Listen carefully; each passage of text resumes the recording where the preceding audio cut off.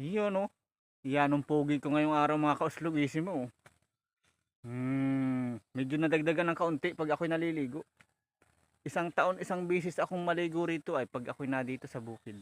Ayo, ayos din man pala. Ako meron namang pinapasakit ang ulo ko dito. Nakarecover na nga ako dun sa aking kalabasa. Ay dumali naman na rin okra ko. Tingnan ninyo mga kauslog oh. Ayan oh. Oh. Halos wala pang isang linggo yan. Ay anong bibilis ng tumangkad. Ang lintis na yan. Yan ay galing sa Lucina ang binhi niya sa aking kapatid. Ay gusto yata pagtatangkad. Ay aabot sa Lucina, tanaw sa Lucina. Ay ano na tayo yan. Ang iniisip ko ay mamuti din yan. Hanip na mga tanim ko ba't nagkakagayon yun. Ay no, tatangkad do. Pag tumaas yan ng kisang tataas ng niyog. Eh naman inabayok, alangan namang adyuhin ko pa yan. Ay alam ko na. Junjun.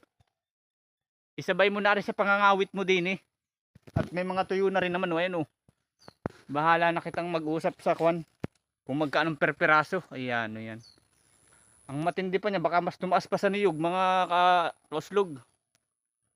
Eh, baka mamaya yung nagro-rubing na dalawang helicopter dito lagi. Ay matagalan din eh. Ay namumuti na pala. Ay hala. Paktay tayo nga, wala tayong maibibinta niyan. Ayan, sakit sa ulo na ay.